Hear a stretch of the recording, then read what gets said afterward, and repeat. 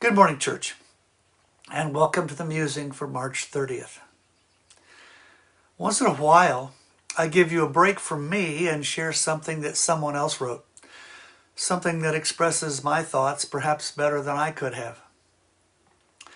And today I bring you an essay from Mr. Peter Heck. He wrote it about an event that occurred on January 29th. If you recall, that night an American Airlines flight and an Army helicopter collided over the Potomac River in Washington, D.C. 167 people died in that crash. And in the days following, Mr. Heck wrote these words: "It didn't used to be like this. It used to be, when there was a tragedy, there would be a national story on it during the nightly news, an article in the morning newspaper, and general information that would trickle out slowly in the months that followed, long after the disaster had slipped from the public consciousness. Today, events like this utterly consume us.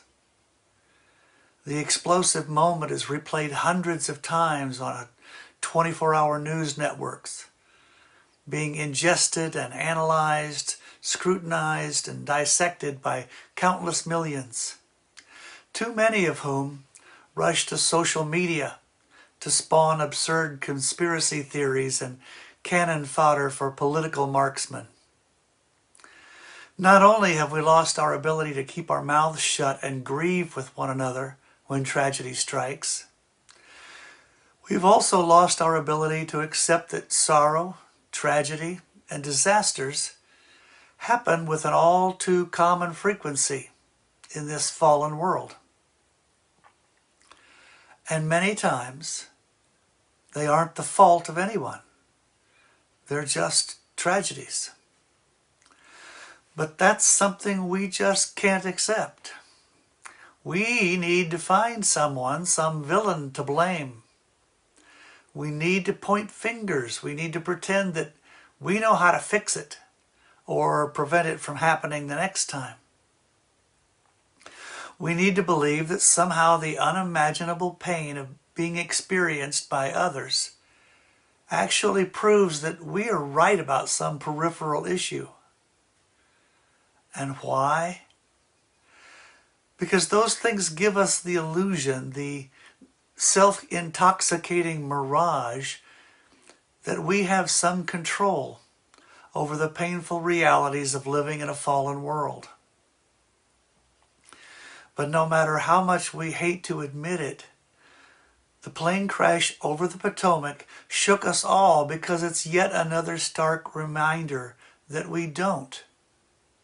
In fact, the only real power we do possess is choosing how to respond to our lack of control, either by continuing our hopeless, hapless charade otherwise, or by surrendering to the God who actually does have control. The God who announced and initiated a kingdom that would counteract and conquer the deceptions and the dead ends that the world presents. The inauguration of his eternal kingdom was never just about growing numerically or simply gaining more people to agree with our side of a political fight. It's always been about liberating humanity from the spiritually hopeless circumstances we find ourselves in.